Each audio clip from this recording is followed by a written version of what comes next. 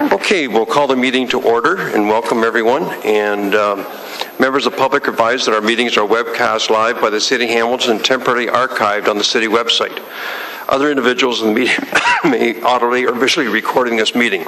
Also, your telephones, Blackberries, and pagers are to be switched to a non-audible function during council and committee meetings. Mr. Clerk, any changes to the agenda? Yes, Mr. Chair, there are. We have a delegation request from James Burnett that was referred from the General Issues Committee for a future meeting. We also have the withdrawal of the staff presentation on asset management, and we have some added items of correspondence related to item 8.2. Okay. Can I motion to approve the agenda? Moved by Collins, seconded by McCaddy. All in favor? Carried.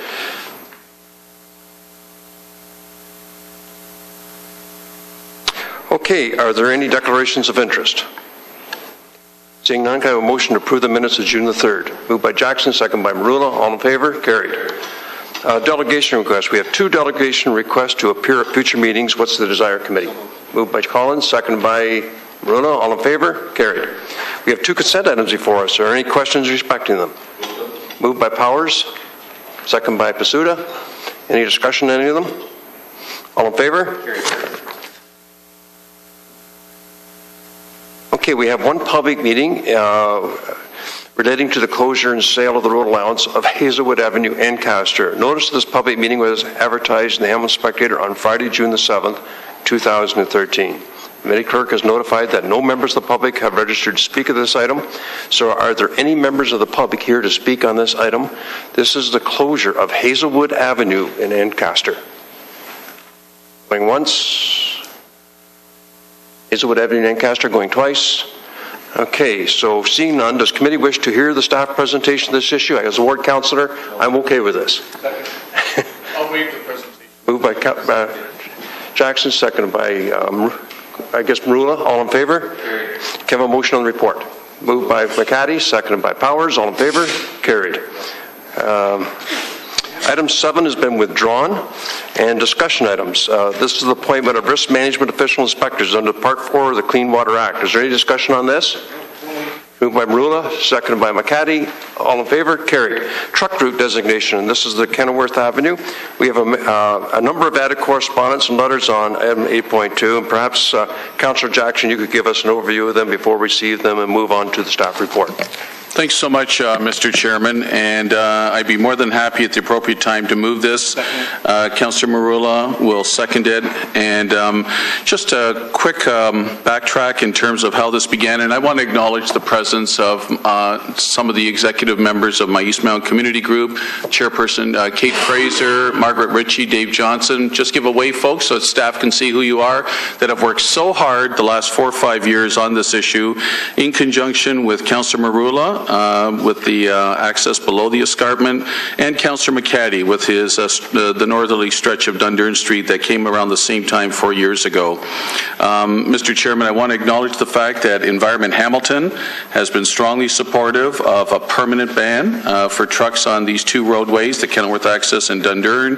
The Hamilton Conservation Authority, I'm very proud, recently moved and seconded unanimously support for this as well. And also, Mr. Chairman, Kate Fraser's group has done a yeoman's job.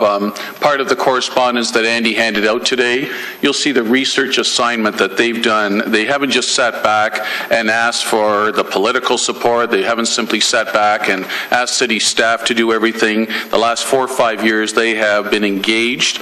They're a fairly new, organized citizens committee, which I'm really proud of, and the type of citizens committee that I've supported over my years on council, whether it's been for an ad hoc issue and or for a long-term development issue of looking after a neighborhood park or whatever the case might be. So they've been working hard, and the package you see from them that Andy's handed out today demonstrates all the excellent research work they've done in preservation of the escarpment bed. We know about the rolling rocks and the falling rocks more recently and more frequently along the escarpment. We know about the natural areas they're trying to preserve. And this all began 4 or 5 years ago, Mr. Chairman, when the citizens group up on the mountain who are very protective, and rightly so, of the beautiful landscape and the beautiful area of the East Mount that they've lived in, many of them for generational families, just noticed that more and more trucks were using the Kenilworth access, and in a more dangerous way as well. And I'll tell you, one time, Mr. Chairman, I was caught behind an 18-wheeler going upbound, so that would be southbound on the Kenilworth, and watching that 18-wheeler trying to negotiate the 3 hard bends from the bottom right to the top was frightening. And he often had to go over on the middle lane in order to get around some of the curves at the top. It was very frightening and very dangerous, and of course slowed the regular traffic right down. And so, Mr. Chairman, at the time 4 or 5 years ago when we embarked on this project, I must say the police department, the police representatives on the master transportation plan were supportive of trying a temporary ban on the Kenilworth access. I must admit, traffic staff at the time were a little hesitant and a little reluctant, but you know what? The truck route subcommittee that was formed last term of council, I thank them very much for their support to at least allow this project to at least do a pilot to see exactly whether or not it merited the ban and what the feedback would be, both from the trucking industry, Chamber of Commerce, and most importantly from the neighborhoods that are most impacted with the trucks. So the temporary ban, Mr. Chairman, has been in place for about 3 years, and I want to thank traffic staff. Back then, primarily Gary Kirchhoff was very helpful with the information whenever I requested it. Fast forward to now, Bob Buttram has been extremely helpful and has been very cooperative in helping guide us through this whole project. And of course, the new manager, Martin White, who I'm really thrilled about, has kept an open mind, and in fact, the culmination of the 3 years of the temporary ban, which by the way expires this summer, which is why the timeliness of this report today. I'm really pleased about Martin White as the new manager, keeping an open mind, and in fact today, unlike 3 or 4 years ago when we embarked on this, which was citizen-driven then, through the political process, today you see a staff report positively recommending the permanent deletion of the Kenilworth and of the stretch of Dundas from the city's truck route network.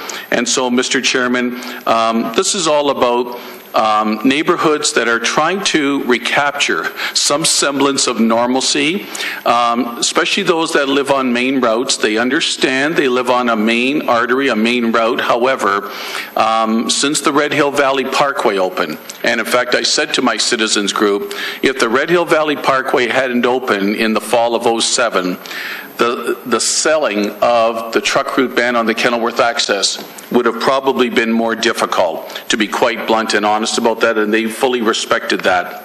But since the Red Hill Valley Parkway's been open, one of the main reasons for that opening, and for those of us that supported it over the years, and one benefit that's been lost, I think, with the Red Hill Valley Parkway, in spite of some who were very concerned from the environmental standpoint, is that it's taken a lot of the heavy truck traffic and a lot of the vehicular traffic off of our nice residential roads. And that was one of the reasons why I was always a strong supporter of that. In fact, to my knowledge, about 60,000 vehicles today use the link in the Red Hill Valley Parkway. If neither transportation corridor existed today, think about those 60,000 vehicles being back on the Stone Churches, the Lime Bridges, the Upper Ottawas, etc. So it would be almost a nightmare to rewind the clock in that regard from that benefit standpoint. So, Mr. Chairman, moving forward, all the great work my citizens group has done, I think they've made the argument loud and clear for the permanent ban of the Kenilworth, and quite frankly, staff were gauging the trucking industry, the Chamber of Commerce in terms of reaction feedback, and over the last 3.5 years, it's been, I'll say, negligible, and hopefully through education, through police enforcement, which is ongoing, hopefully the trucking industry has gotten the correspondence from the city to use other main arterial corridors like Red Hill Valley Parkway or Centennial Parkway. And for those that still aren't, either unintentionally or intentionally, that's what our police enforcement is all about. So, Mr. Chairman, in summary, I'm so proud of the work. This is citizens, City Hall, and the political process all working together to come to a positive outcome. Thank you, Mr. Chairman. Thank you, Councillor Jackson. Good presentation. Councillor McCaddy, you had a comment? Thanks very much, Mr. Chair. And I just want to begin by thanking Councillor Jackson, Councillor Marula.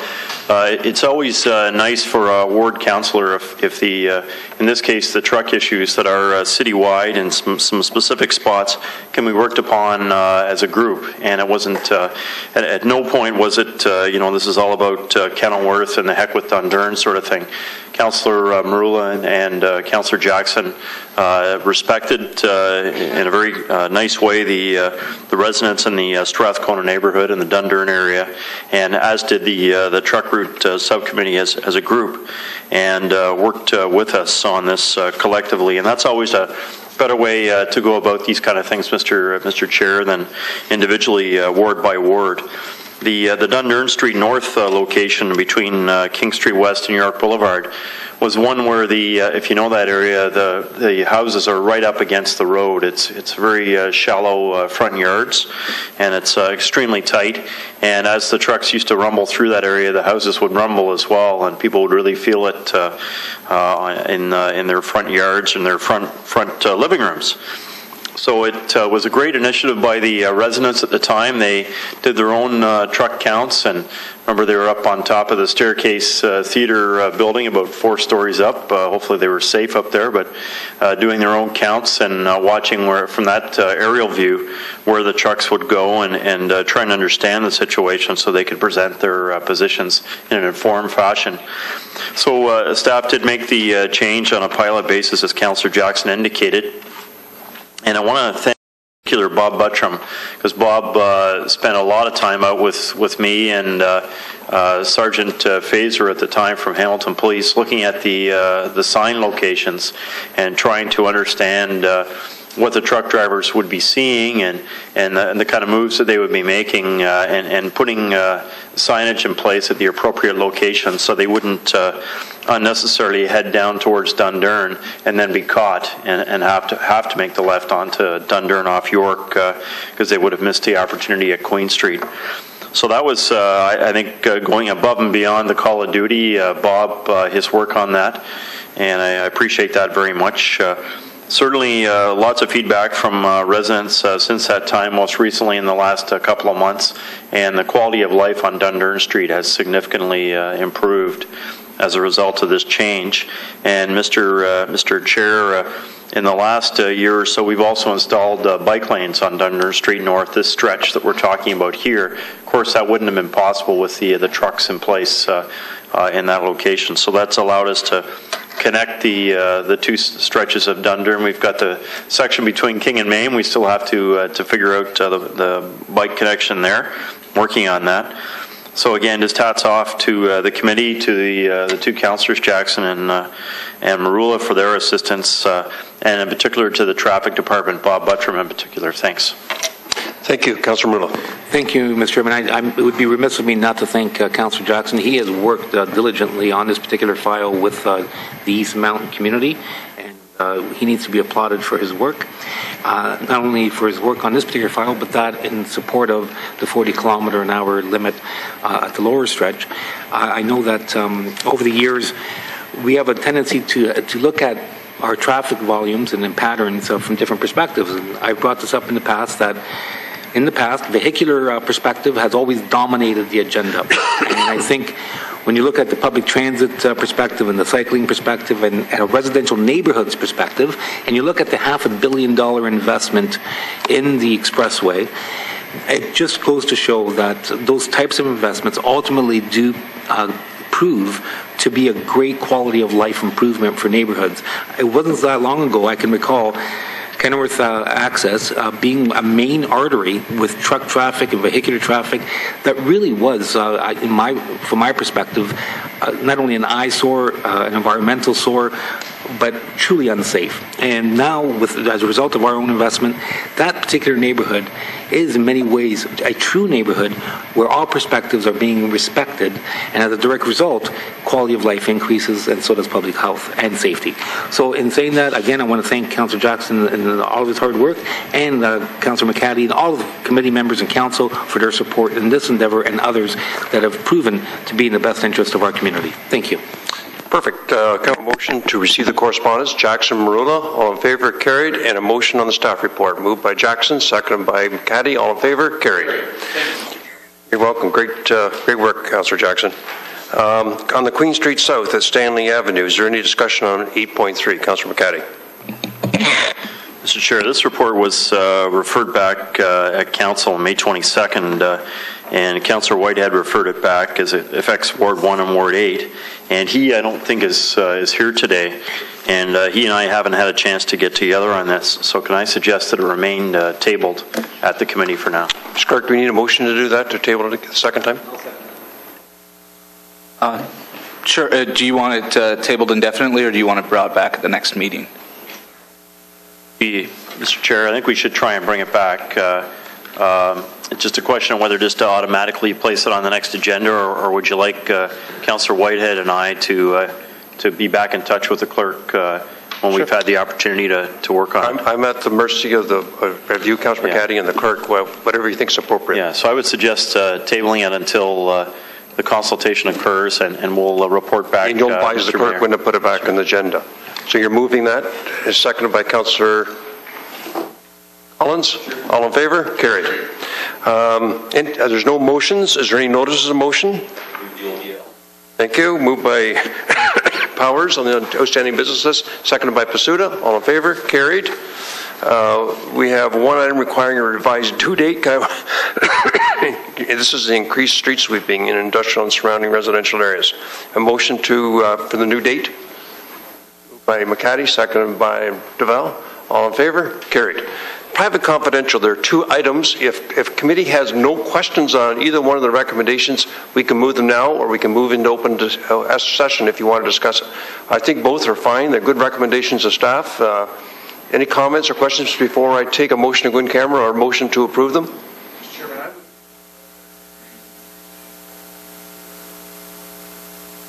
okay, so you have a motion to go in camera then? You don't mind, yeah, we can move 12.1 when we come out. Do it now, Mr. Clerk, or we can do them both when we come out, or we want to do 12.1 now? If we could move 12.1 now, and then we have the wording there. Okay, McCaddy, Jackson on appointments, all in favor, carried, and a motion. We have one private and confidential item now. So I need a motion to move into closed session to consider a matter regarding the appeal of a Technical Standards and Safety Act Inspector Order pursuant to subsection 8.1E and F of the City's Procedural Bylaw and subsection 239E and F of the Municipal Act 2001.